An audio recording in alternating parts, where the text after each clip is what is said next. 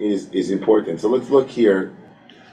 We want to make a journey today from the actual context and then the halachic underpinnings, or the halachic walking out of this context, into something more psycho-spiritual and Hasidic, neo-Hasidic. So that's the journey today, from the biblical to the rabbinic and the halachic to the pan-halachic, more heart-based Torah that is the classic mode of Romemu and the Hasidic masters. Make sense?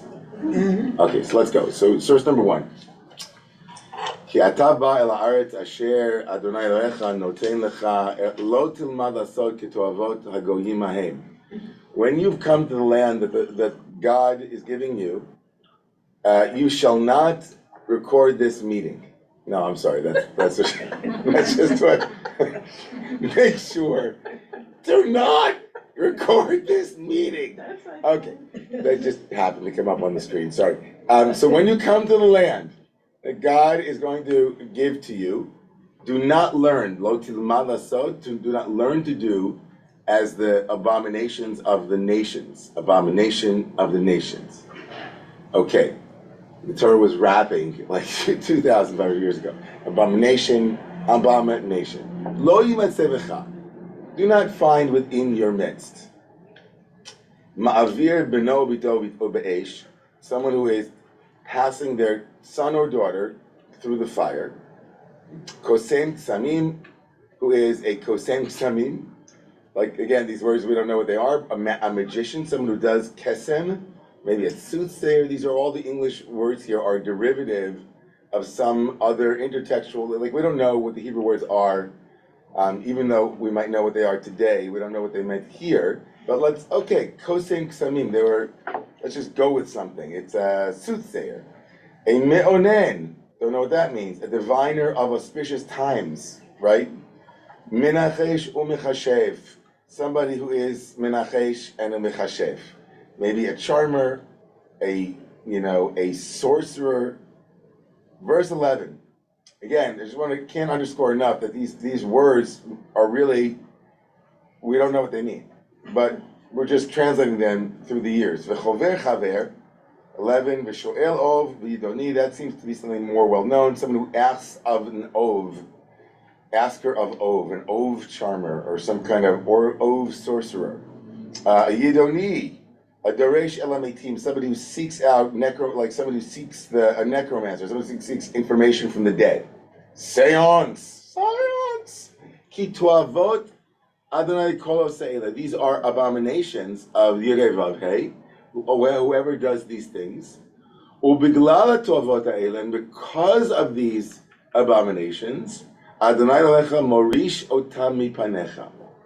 And for that very reason, God, your God, is now expelling them from your midst. Now, we're not going to go here. This would be a huge tangent as to why God promised us at the land of Canaan. Is it because God promised it to Abraham or Avram back in chapter 12 of the book of Genesis?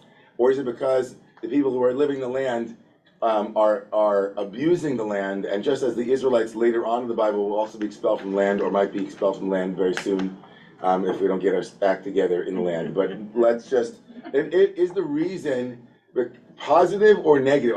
Do we deserve the land because God promised it for no reason that we know of, except because God said, here's a little piece of land that will cause you and your family unbelievable anguish and grief for the next 2,000 years, even if you never lived there.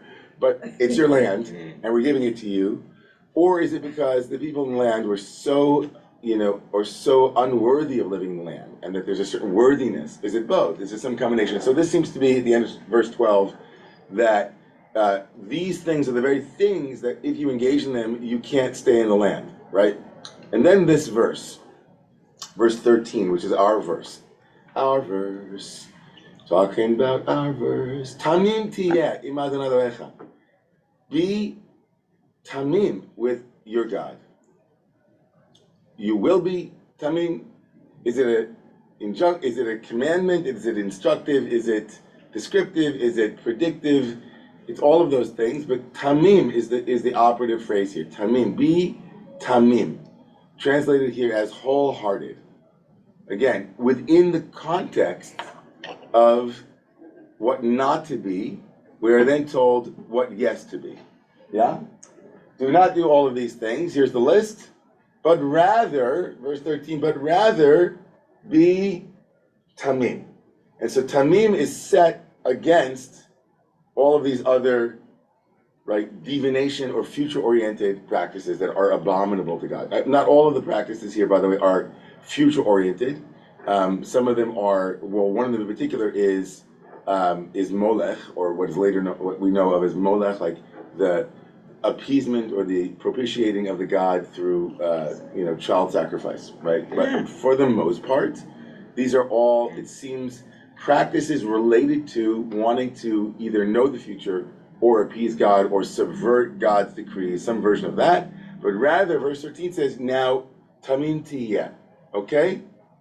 And then verses go on, Ki hagoyim ha'ela asher atah yoresh otan, for the nations that you are, these nations that you will inherit from, right? You are to possess their land. El me'onenim ve'el kosmim yishma'u. They are ones who are me'onenim and kosmim listeners. They listen to the me'onenim and they listen to the kosmim. And you, lochein, you are not like that. Natan lecha narecha. That is not what God has given you. And then this last verse, which is instructive, you are not fully forbidden from knowing the future, but only the way of knowing the future for you is navi mikirbecha me'achecha, a prophet from your midst, from your brethren, or from your brothers. Like me, Moses says, yakim lecha Adonai Elohecha, like me, God will bring up a prophet like me, and that is the one to whom you are to listen. If you are a Christian, this is a very clear, for Christians, an indicator of like me, meaning with the same authority as me, right? To write a whole new Torah, and thus the New Testament becomes, Jesus is not only God, but also the new Moses, and also receives a new covenant. Of course, traditional Jews didn't quite agree with that interpretation of the word like me, not like me in trying to abrogate the Torah, to abrogate themselves authority, but like me, a prophet, but not like me, because of course there is none like Moses, said the traditional Jews, and so they can fight that out somewhere in some arena somewhere. There's now wrestling matches. It used to be theological, but now we just have wrestling, the Jew against the Christian and the Muslims. Try to imagine ecumenical wrestling. Okay, so in source number 2, we make a transition here to the rabbinic. Now, when I say rabbinic, I mean from 100 before the Common Era to 700 of the Common Era. So this is a couple thousand years after, at least at least a millennium and a half, if not more, after the verses above were written, revealed, received. The Gemara says, the Gemara, as our Sephardic translate, the Gemara. The Gemara in Nidarim, source number 2, says, this is the rabbis of the Talmud. They say like this: in the moment when God said to Abraham, walk before me, walk in front of me and be tamim. Be tamim, that word. Be tamim, be wholesome, which is in chapter 17 of the book of Genesis, which is exactly in the moment where God is about to change Abraham's name and also circumcise, give him the mitzvah of circumcision. Achazato ra'ada, he became gripped by seized with a trembling. He began to shake. Amar Shema yesh bi davar megunah. Maybe something in me is shameful. Something in me is off. Something that I should be embarrassed by. Shamar kevan shamar lo ve'atna briti beni ubenecha nikarad da'ato. So as soon as God said to him in the next verse, right, you will have my covenant. I give you my covenant. So immediately Abraham said, phew, there's nothing wrong with me. I'm okay. I'm all right. Right? I'm okay. Like, in other words, when God, he understood the word be wholesome as you're not yet wholesome. He said, something's wrong with me. And then this amazing, and it says in the verse that God took him outside, right? It said earlier in the text, God took him outside. Amar lefanav Ribono shel olam, histakalti b'mazal sheli ve'en li ela ben echad. This is an amazing moment in the Talmud. Abraham, realizing that God wants him to be wholesome, and says, is there something wrong with me? God says, no, everything's okay, you have my covenant. That's all I'm saying to you, you're going to have my covenant. Tamim here means, I want you to be wholesome with me, meaning something. It's not what you think, it's something else, right? Something else. So Abraham says, well, wait a second. If there's nothing wrong with me, and now you're giving me your covenant, but I already saw in my astrological prognostications, Jay's already going ahead. Jay, it's not, you're on the other side. Okay, good. So I was like, guys, he knows all of this. Maybe he came down here for nothing. I don't know. So holding back from holding back. It's just like, you want to go forward. Okay. So Abraham says, wait a second. But in my astrological prognostication, because in the rabbinic construction of Avraham is the master astrologer. He's like Linda Goodman from Sun Signs. He's got a column in the local Mesopotamian Times. Mm-hmm. He's got horoscopes with Avram, the son of the idol maker. Avram's like a big astrologer. Vedic. He's doing, Vedic astrology. He's in India somewhere. Somebody wrote a book with somebody with long hair about his lost years in India, where he studied Vedic astrology. Jyotish. And he knows all of the, the different doshas and all the koshas and the shaloma, So he says to God, I saw in my astrological charts that I'm only supposed to have one child. How are you going to have a covenant with me if I already have one child and that one child is not the one? So God says, no, let me take you outside. And when he takes him outside, the rabbis say what he means he took him outside. He said he took him outside of the entire astrological system. Outside didn't mean literally outside of his tent. The rabbis read playfully as achutza. What does it mean outside? Not outside the tent. That's the literal meaning. He's like, let me show you the stars. Because that's what happens. God takes him out of the tent. He says, hey, look at the stars. But that's not the rabbi's perspective. The rabbi's perspective, he says, look at the stars, but don't look at them from below, but look at them from above. I'm going to show you the stars, but you're not going to be underneath them. You're going to be above them, and you'll look down at the stars. Because where I'm taking you is above the astrological worldview, like deterministic worldview. And so for the rabbis, this moment of being tamim, when God says to him, walk before me and be wholesome, means walk before me and believe that you are beyond planetary influence. Now, that's, you're like, wait a second, where did that come from? So remember, look at Rashi in the third source, which is now we fast forwarded to the 11th century in France. Rashi, who's living in the 11th century in France, will quote an unknown source, but it's based on previous Talmudic and rabbinic constructions. When God says in our parsha the word "be wholesome," right, and you can hear 17, right? If you look at source 17, source number 4 rather. You can see the word tamim where it first appears with Avram. But now we're back in Deuteronomy 18, where God says, be whole with me.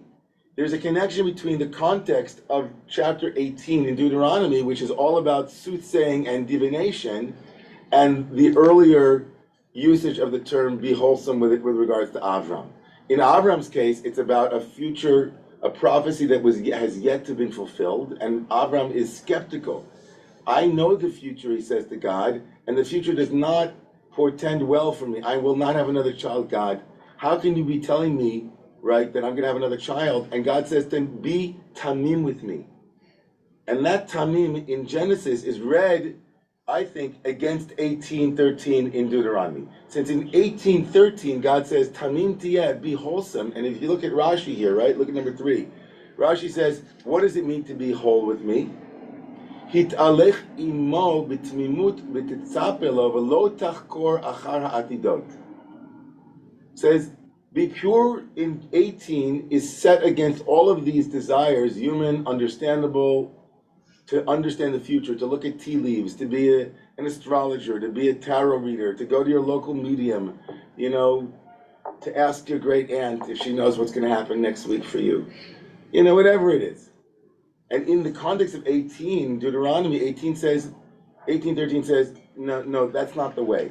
I'll give you a legitimate way to know the future, but those are not legitimate. And then in the context of Genesis, back in Genesis, where God says to Abraham, be whole with me, the rabbis say, it must be that Avram was overly dependent on his astrological systems. He was overly predetermined about what the future could bring forth. And that's why God says to him, be tamim, right? Be tamim meaning, trust me, I'm telling you that you're going to have another kid. And I'm telling you that it's going to be different. Avram's like, well, God, thank you so much, but, there's no way that's miraculous. I don't believe in miracles. I don't believe, you're not stronger than the stars, God. And in the rabbinic, now, for a moment here, for a second, this is one way to understand this. This way to hear, it's more than slightly, plausible. Let's just put it's highly plausible that the rabbis who are creating a world of anti-astrology are living awash in astrology in Babylonia. Right? You have to read these texts in some way in the 7th, 8th century in Babylonia, where everybody and their mother is an astrologer. Right? It's just astrology is everywhere. And astrology being everywhere, often rabbinic texts are constructed in a conversation, polemically, in a conversation with prevalent social norms. So they do this thing. Buddhism believes in karma shmarma. But Jews, we believe in shawarma and not karma. Right? We're not karmaists, by the way, that's not true. But often those conversations are extremely loaded towards a countercultural impulse of Jewish writing, and it's very, very clear that not everybody agreed that astrology is the great evil, and that when God says be tamim, it means don't be an astrologer, right? It means don't engage in all these other practices, but astrology is not included in them. And this is not a class only on astrology. It's on just one little piece of this. Certainly, I'll just go a couple more sources and come back for a second. Maimonides completely agreed with this read of the rabbis. He hated astrology, just for a moment. I'm not going to stay with astrology for too long, but he hated astrology. And so he reads the Tamim, be wholesome, exactly as the rabbis who read Avram as an astrologer read the verse in Deuteronomy as explicitly prohibiting not only all of the other kinds of magic and soothsaying and necromancy and going to your local, seance, but also as prohibiting astrological I was about to say astrological fornication, but I don't know, that doesn't really work. Astrological prognostication. So it's quite an image, right? Astrological fornication. What? I heard that here. When we're in source 6, Maimonides was the great rationalist. He hated astrology. Anybody that says this day will be a good day, this day will be a bad day, not good, right? Don't check the almanac. Don't check to see this is a good day to go outside, a good day to plant seeds necessarily. You can see, he goes on, all of the above matters. All of these things are falsehood and lies with which the original idolaters deceived the other nations in order to lead them after them. It is not fitting for the Jews who are wise sages to be drawn into such emptiness, nor to consider that they have any value, as it is implied in Numbers. Lo, there is no augury in Jacob, no divining in Israel. For these reasons, when the Torah warned against all of these empty matters, it advised us, you must be wholehearted. You see the way the Rambam is reading Tamim here? You must be wholehearted. Tamim here is explicitly, be simple in your faith. Do not inquire about the future. And do not depend upon any of these other methods for knowing the future, but rather have pure, simple faith. Like Abraham is told by God, just trust me. Now, there are some of you, by the way, source number 8 is exactly the same thing. We don't have to go into it. It's the same, similar notion. And by the way, just for those who didn't have enough halacha this morning, I decided to include the Shulchan Aruch, which is from the Rabbi Yosef Karo in the 16th century, both source 9 and 10, exactly the same thing. But it goes to such a degree that the Shulchan Aruch paskins in source 10. The Shulchan Aruch actually halachically decides and tells us that there's a custom not to get married on the second and fourth day of the week, right? Not to begin things on the second and fourth day of the week, and only to get married on the full moon. Now, of course, it's not true. These are customs that we don't actually abide by. But you should just know this, that there is an entire universe of Judaism that is actually contra the Rambam. Right? Even though the Rambam said that it's not okay to think about auspicious times and propitious times and what's a good thing for this and that, just have timimut, just be tam, just be like really simple. And even though there is the halachic prohibition against that, it's absolutely not true. There's an entire other version of Judaism that says we believe in astrology, we believe that there are certain moments that are exactly the right thing to do, and that it would be not tam, being simple, but tam foolish, to not check your astrological and other things. There, especially in the world of Chassidut, like there's certain hours that you shouldn't make Kiddush on Friday because Mars rules in that hour. There's a whole universe.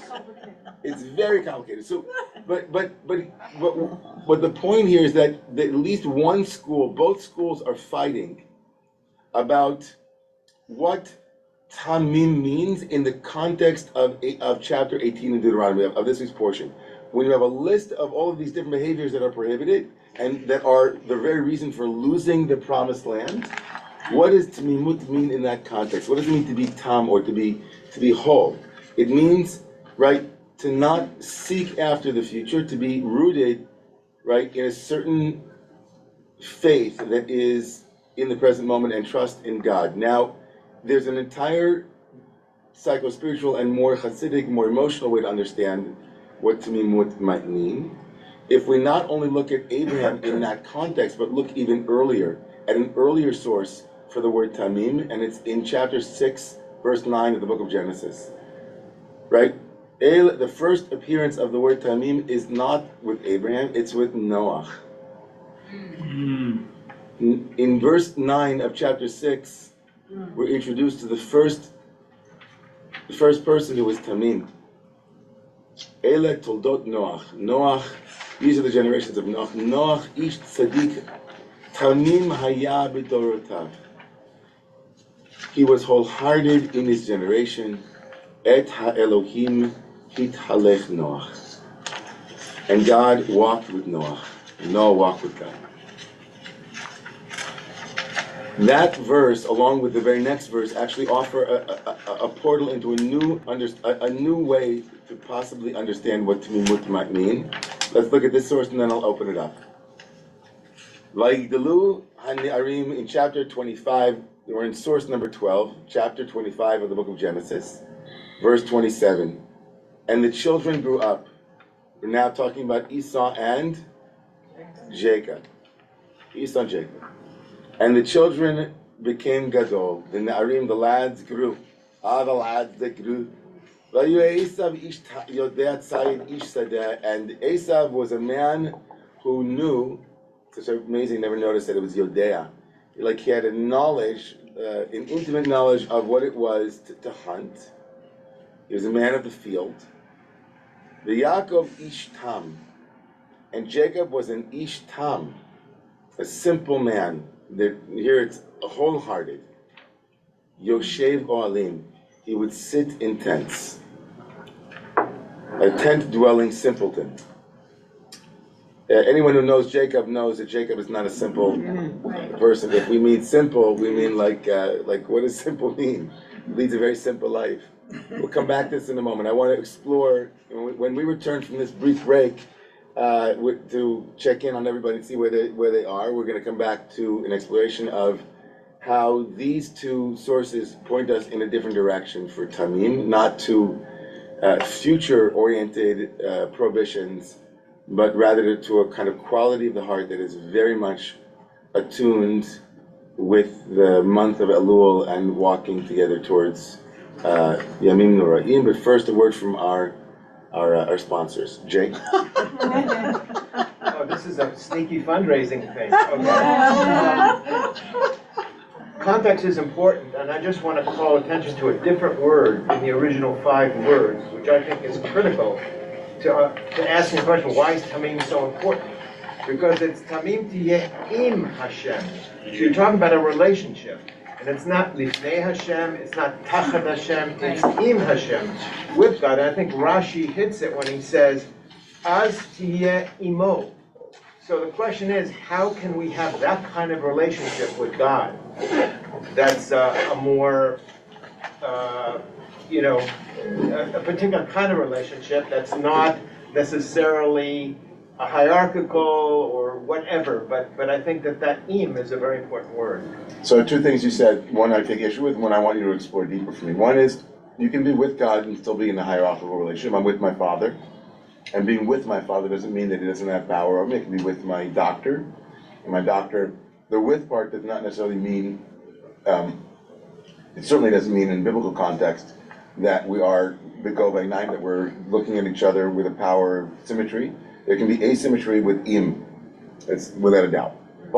And I want you to go deeper and explain to me what you mean by contextualizing relationship matrix as the necessary condition for understanding being wholehearted with God. And what is the with you're not as begova, but like in a relationship, what does that mean for you? 2 things about that. I'm taking with more metaphorically than you are, not literally. I'm taking maybe with a modern ear, not a biblical ear, fair enough, to say that when you're with someone, that has a certain kind of connotation. Yes, you may disagree with that. No, okay. I agree with you. All right, and the other issue... But I disagreed with the hierarchical piece. Right. I think metaphorically, I would argue that it's more non-hierarchical than hierarchical be with somebody, especially given the fact that we have other words that were used, lifnei, etc. So this is a particular im. I think if you're I'm sensitive to the fact that I think im is an important word to be cognizant of, and we may disagree as to whether im has the connotations that I'm saying it does. Maybe to a modern ear it does. Okay. So, but still, my question stands. I'm like curious to hear, because I think it opens up. You opened up. I think you opened up something beautiful by saying, don't forget that it's being wholesome with God. Correct. It's different. Like, correct. So, what does that mean? Like, does that mean for you that to trust in the future is to betray a kind of withness with God? Like, God is with you in a relationship, and when you jump out of the relationship and start wondering about the future, you're no longer in the trusting. Like, is that what you're like? That's what I'm hearing you're saying. Yeah, and I think, and then within the context of these other examples of divination, etc., absolutely. And maybe it's about emunah. Maybe it's about a certain kind of faith or trust, to use your word, that you are in a with relationship. Right. So I'm walking with you, and all of a sudden you go ahead, like you're not with me anymore because you're so worried. Like you're misunderstanding the power that I have as God, and at that moment you've left, and you're saying like there's almost like I'm with you, we're walking together, and you're like I'm not sure I want to walk. I'm scared. I don't want to go with you. We're not together. I don't understand fully that you're God and that you are in control. Like there's something that's missing in our relational. In understanding with one another that you belie when you're engaging in these practices, right? Yeah, and I think the Mount Sinai moment is not an im moment. Right. Right? We're like no longer with fear. It's about fear. It's about we can't do with you direct. I'm thinking on my seat here that this is a different kind of relationship that may not be necessarily about power and about distance, but maybe something else. I don't know. I'm just exploring that. It's interesting. It's great. I think that there's something in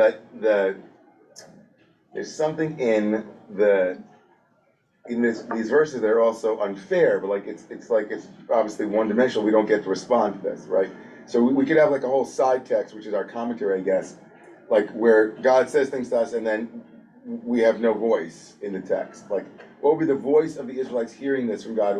We might have like, can we hear from the Israelites now in Deuteronomy? The Israelites are like, wait, before we go any forward, Moses, it's not fair because we don't know the future, you see, and we're stuck in time, God.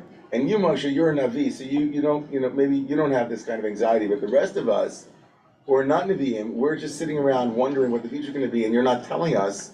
And it's even worse now that we no longer have any prophets.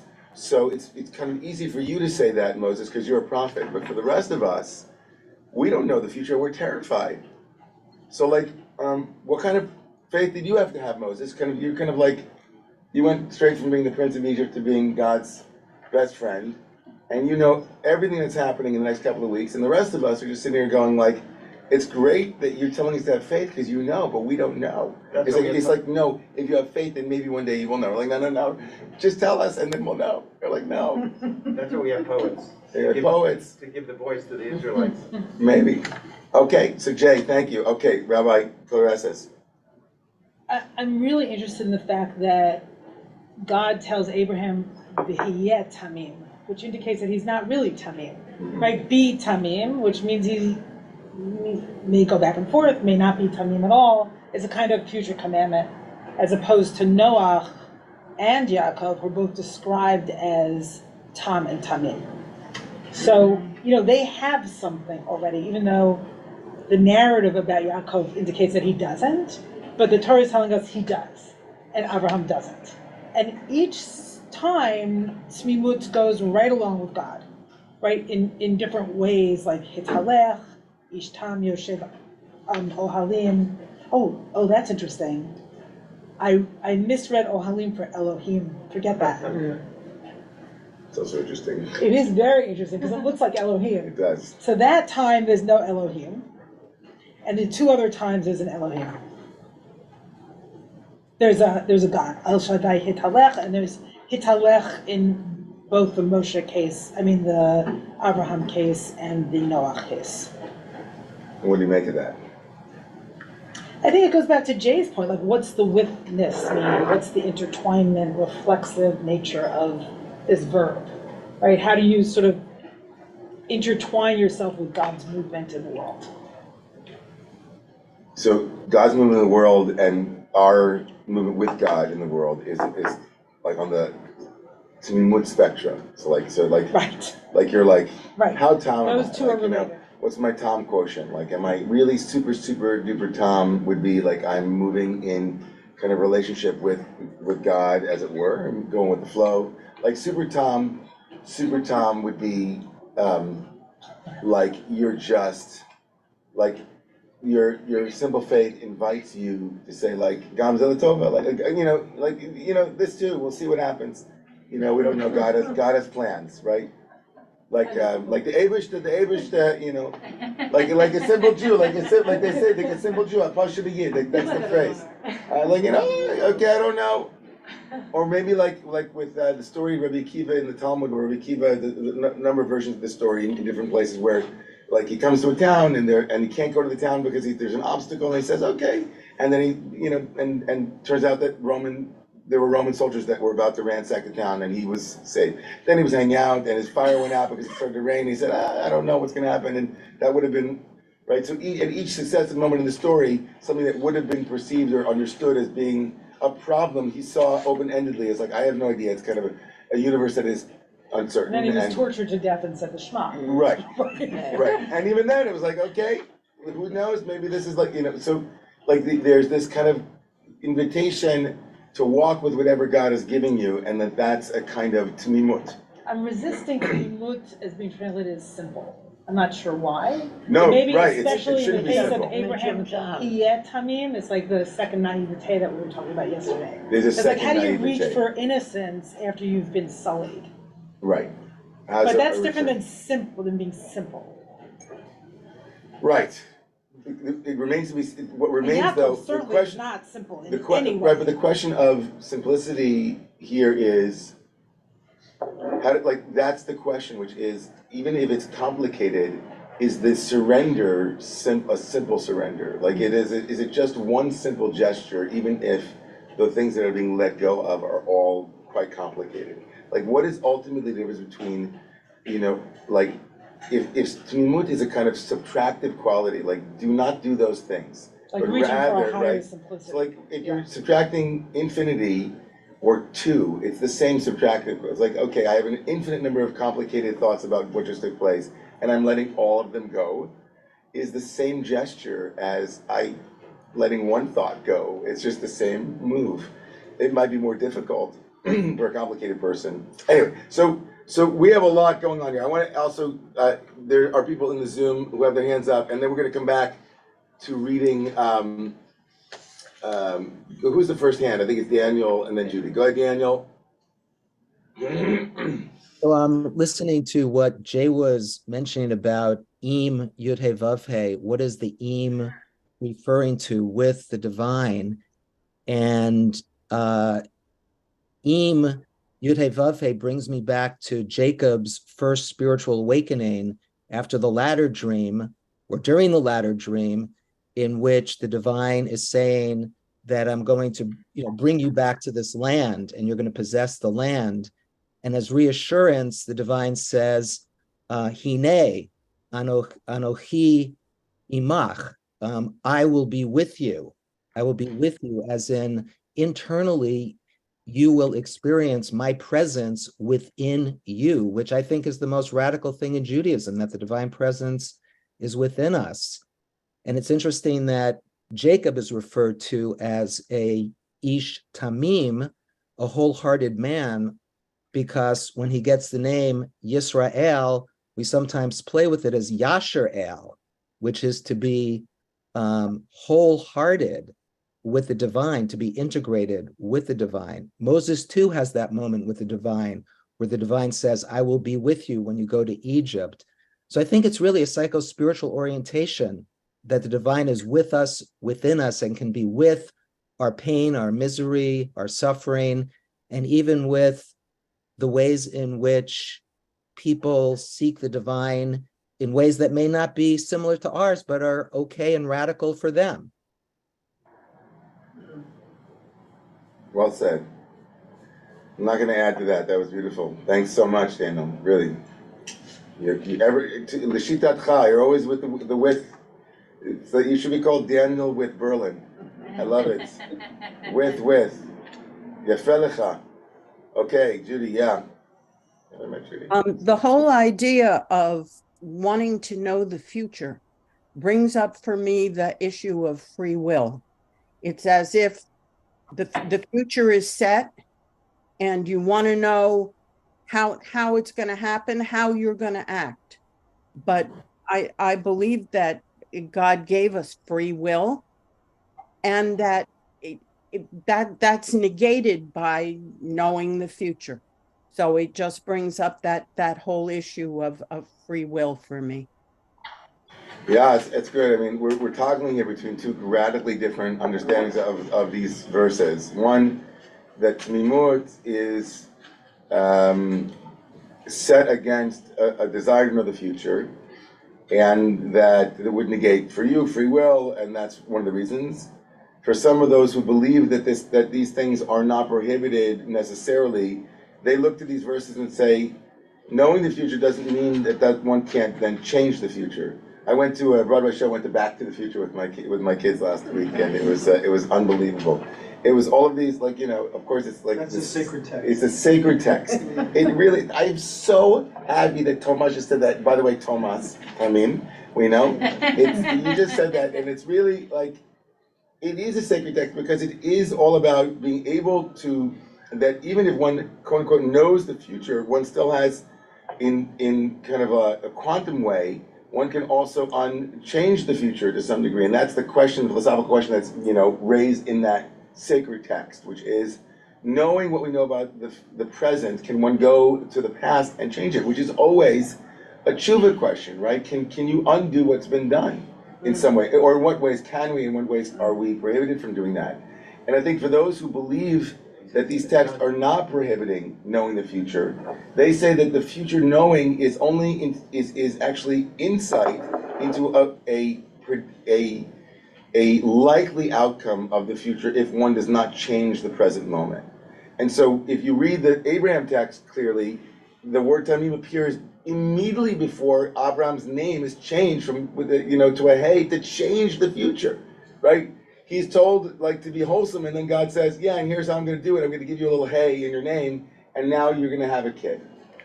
And so it's not totally true that God says, I'll change the future and I'm in charge. God says, I'll do it, but I'll do it in a way that potentially you can also follow suit. You can also change what's been predicted. And that's certainly the underpinnings of Vedic astrology or of other astrological forms.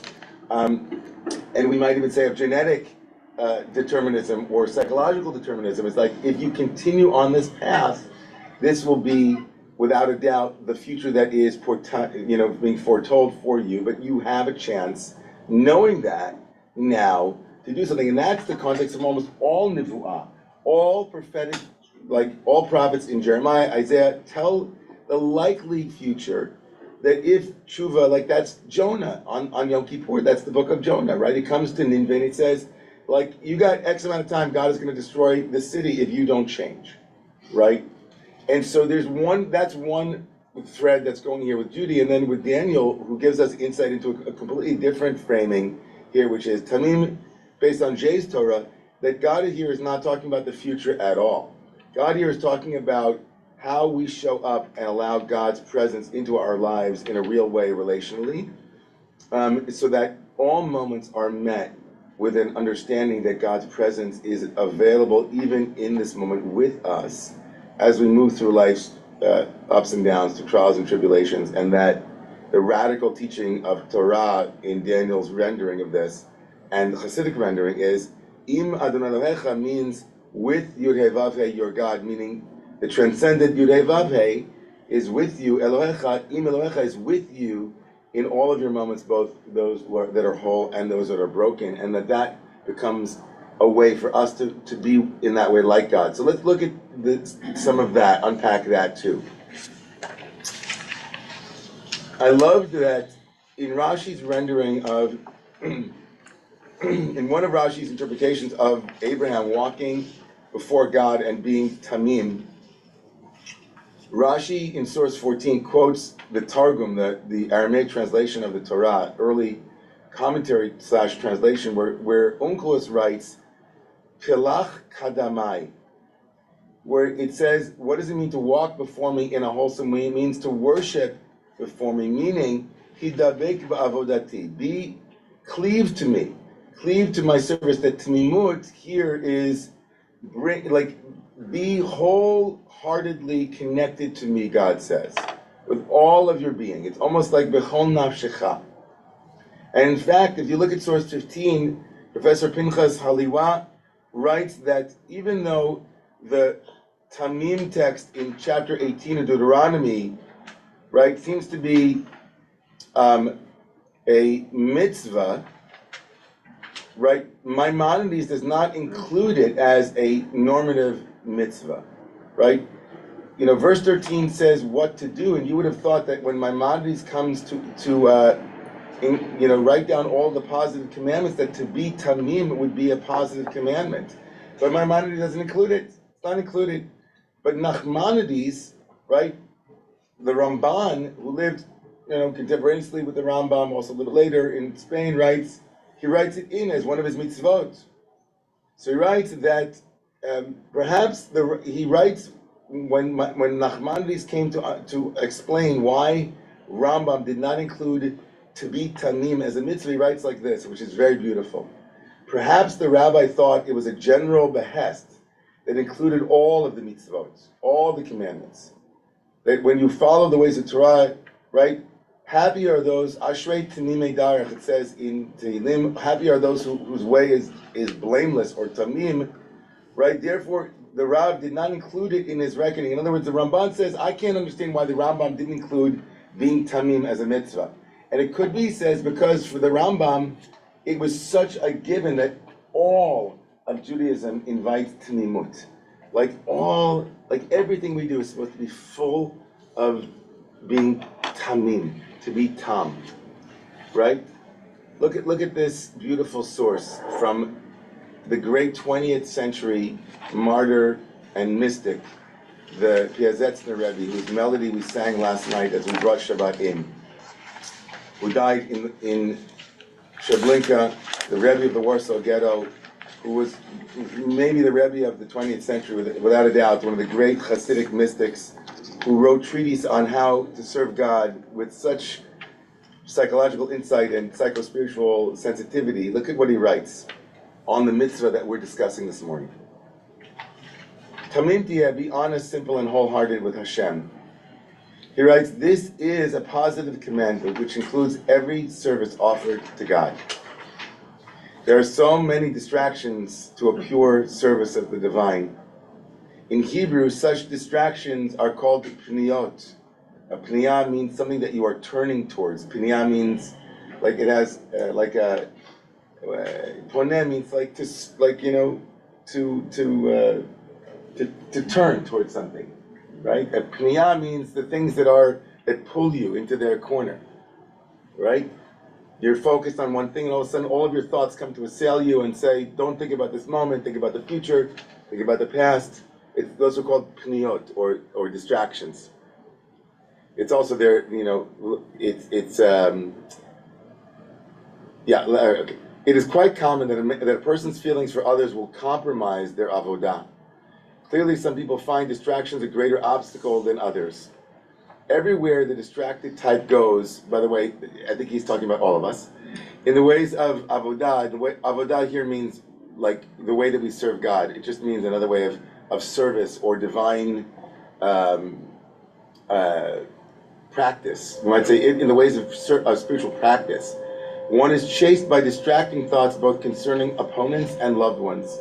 The reasons other people distract them so easily is simple. When your love and fear of God is not as strong as your love and fear of your fellow human being, that makes it easier for worthless thoughts in general and ulterior motives in particular to find their way into your mind and soak into your feelings. Now, if you want to just replace, let's say the phrase God, love and fear of God doesn't work for you, you're theologically a little bit more, less dualistic than that, or whatever it is, just put in ideals, right? Like if you're a politician, if your love and fear of human beings is greater than your love and fear of breaking your own ideals and values, guess what? You become pulled by all of the distracting thoughts and all of the people who want something from you and all of the different reasons for being a politician and so on. Like the thing that is essentially what you are cleaving to, right? The thing that that fills your heart and mind. That's essentially what he's saying. And so it makes it easier, right? But if you're a less distracted type, you're more in love with God and trembles with greater awe before God's awesome power and judgment, well protected against the harassment of backstabbers or any form of social ambush that falls upon you. A worthless thought will find it much more difficult to push its way into your mind. Your mind is well fortified, and an enemy thought will not find it easy to break in and push away the good desires and thoughts for the sake of heaven in efforts to transform the person's service or spiritual practice into one that panders. I love that it panders to other people's approval or praises.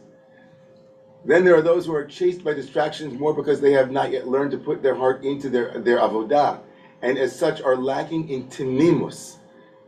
So you see here the transformation of a quality that was related to future auguring and into a quality that is with God, into a quality of heart that is when that tamimut here is not simple, but it's a quality of complete and total all of who you are, right? When all of you is showing up, and you're not saying, I'm not allowed to, like you're not distracted because you're bringing all of you in as it were. That's tamimut, right? It's not simple, but it's comprehensive. He's present. Right? Fully present, like complete and total presence. In this case, what they do or say is not a transparent expression of their thoughts and feelings. Previously, they had mentioned how Tom, right? Tom, in the Hasidic worldview, is a person who is simple but not necessarily a simpleton, lucid, honest, and refined in their candor and transparency, but not at the expense of their personal safety. That is a chassid, a bal nefesh, and a person of truth. This is almost like the what was the name of the Tom Hanks character? Like there's a box of chocolates. Yeah. Forrest Gump. Forrest Gump. Forrest Gump. Like this is like in the Tao of Pooh. This is Winnie the Pooh. This is Tom as Winnie the Pooh. Like you are literally, it's like there's a certain childlike innocence. Like a child is not a simpleton, but a child is open. Like I think that for the Rebbe here, that Tmimut here means, and I've seen it in other places around the Haggadah with the child who is Tom, that is usually simple, but like there's something open, lucid, transparent, direct, like a willingness, a naivete, a second naivete, a willingness to be taken by the thing, a willingness to be absorbed by the thing, a willingness to suspend or have the capacity to suspend the cynicism and the snark and the untrusting and like I'm not, like there's something about Tmimut here that is absorbed in whatever, like you're cooking and you're not thinking about why am I cooking and what's the meaning of cooking. You're fully, like this is very Siddhartha-esque. It's like you're in it. You brought all of yourself. Now I'm gonna just finish the source and then open it up to all of you. But I think that Harold Kushner does this not wholeheartedly as in consciousness, but as in there's a Tmimut that is a conscious state of not being distracted. That's the Hasidic approach, the open, lucid, transparent, simple but not simpleton approach. There's the dialogical, dyadic, right, that Jay was talking about, like being with God in a relational matrix that is, I'm willing to trust you in this dialogue, walking behind you, walking in front of you, we're walking together, that kind of thing. There's the theological, more comforting Tmimut. God is the one who says, I will be with you in all of your moments, radically, wherever you are. And there's this model, which is even, I think, another model of Tmimut, which I think feels very much about this time of the year. How good do we have to be, Rabbi Harold Kushner writes, that I believe was what God asked of Abraham, not to be perfect, but not don't ever make a mistake, but be whole. To be whole before God means to stand before God with all of our faults as well as our virtues and to hear the message of our acceptability. Know what is good and what is evil, and when you do wrong, realize that was not the essential you. It was because the challenge of being human is so great that no one gets it right every time. God asks no more of us than that. And so in that he echoes Brian Stevenson, who writes, each of us is more than the worst thing that we've ever done. And so Tamim here means that if the reason you want to know the future is because you want to do it perfectly, God says, just be with me in all of your imperfection, Abraham, and you humans, you right? Like, right? You don't have to get it right. You don't have to do it perfectly. You just have to show up in your Tmimut, meaning with all that you are, even if it isn't like completely blemish-free. Now, it's a really far cry from what the biblical meaning of Tam means. Usually Tam means without a mum, without a blemish. But here, the reading of Harold Kushner is, no, to be Tam is to be in some way, shape, or form honest about what it is in you that is not perfect, and be willing to bring that also on the altar. Not to celebrate it, right? Not to set up Shadow work. your shadow work, your like. And I think this, by the way, is an intense reading because you know there is. I was telling this to Rabbi Kolaresis that in the book of Numbers we have chapter 19 of the book of Numbers has the ritual of the red heifer, and the red heifer is the Torah's perfect animal. In fact, over and over again in that chapter, the word for blemish-free is offered. Tam, it's blemish-free, but then we destroy it. And that is the ashes of the destroyed perfect animal becomes mixed with living waters and then purifies us from death, as if to say that as long as we are limited beings, we will never achieve Tmimut if it means to be blemish-free. It's just impossible. Right? And the entire run-up from Elul into Yom Kippur is an acknowledgement that we come before God, whether we like it or not. We are always before God with our blemishes, with our imperfections. And what would it be like to invite ourselves to bring those things, with greater transparency, with greater trust, that those things are already known to God, so why are we hiding them? Right? Like, we're already fully transparent before you, God. Like my teacher, Rav Zalman, used to say, Galui yadua, lifnei kisei kvodecha. Transparent and revealed is everything before your great throne of glory. Meaning, like, it's like, I'm an open book, even if I imagine that you don't see me. Right? Even if I imagine that in the dark at 3 a.m, whatever it was, nobody saw, or in my mind's, my thoughts that distract me, like, what would it be like to just acknowledge that we are always seeking tmimut, but we will never achieve it. And maybe the invitation of tamim tiyeh, if you're with God, is that the tmimut is that you're with God. If you're with God, then tamim tiyeh. If you're with God, meaning if you're with God who includes all of these things, as well as God is the totality of all things, including things that are not yet perfect in this world. God is not perfect in the way that you imagine. God's imperfections are with God as well. The not yet resolved, the not yet complete is also with God. Just like you are a work in progress, so is God, as it were. And God says, when we're together, we'll work on it together.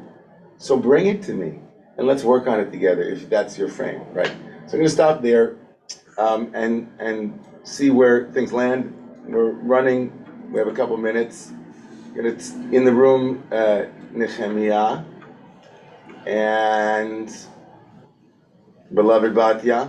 Go ahead, Nehemiah. Nehemiah.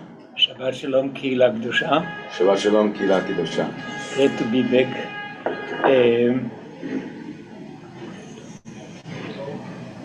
אלה ואלה דברי אלוהים חיים. All what was said, I'm with. I'm so good we have your gushpanka. I have to say it because that's my feeling. No, בסדר, כן, בסדר. However, I'm going to bring another source. בבקשה. Agnostic interpretation of the 10 commandments of this commandment. The 10 commandments was destroyed because it was too much for the people. And it says, you shouldn't make any concept of your mind as your worship, rather than me, the experience of me. Yes. So most of us are not ready to go beyond concept because we are prisoner of our mind. And therefore we need books and study, and it's okay. The Torah was given to all levels, as you say, context. But, and that's a big but, from my experience, which is what I believe more than the writing, when I'm not trying to know the future, because trying to know the future is being afraid of what will happen, or wishing for something else. I'm not speaking about the leader. A leader needs to know the future because he needs to do right action. For myself, I'm just happy and trusting that the same truth that will be there later is here, and the Messiah at this very moment is waiting for me to come, and I can come as much as I can. And that's what I'm aspiring every day in my practice, to know that the Messiah, the perfection, is here all the time, and I just have to let go of this very busy mind. יפה. דיברתי. תמימות, ממש. איש טעם, יושב אוהלים. Thank you so much. Batya. So, after listening to all of this and thinking over all the distractions that I have, I'm not about to throw away all my tarot cards. Me either. So we'll do tarot. I love tarot so much. Love it. Is he here? Gosh, I love tarot. And thank God, I never really got involved. I always said, no, I'm not going to get involved in astrology. You don't know what you're pushing missing, it away. but I already knew that was what you were gonna Because say. there's so many different things, and the more we live, the more we learn, and the more we're given information. All the information we have, Sure. you cannot be wholesome to Hashem if you're, well, let me see what the Karo says. Right, You right. know, so Those don't, I'm gonna lessen even further.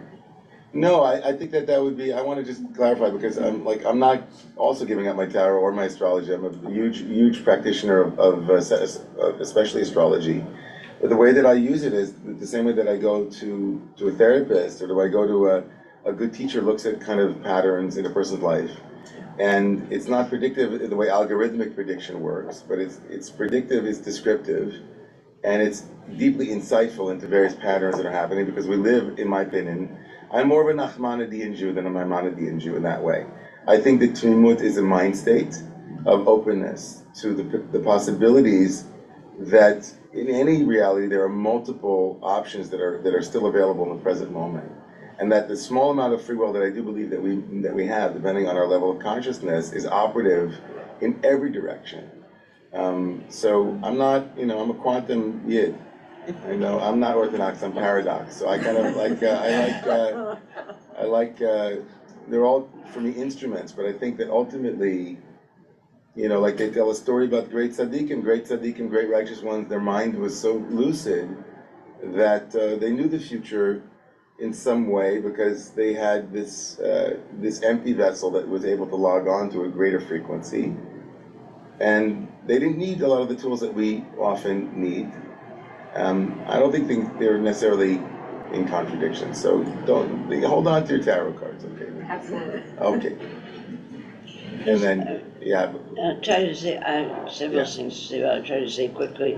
My mother, who was a profound atheist, always said, "I have faith." And I would say, "Ma, faith in what?" She said, "I have faith." So that's one thing. It's just to have faith, blind faith.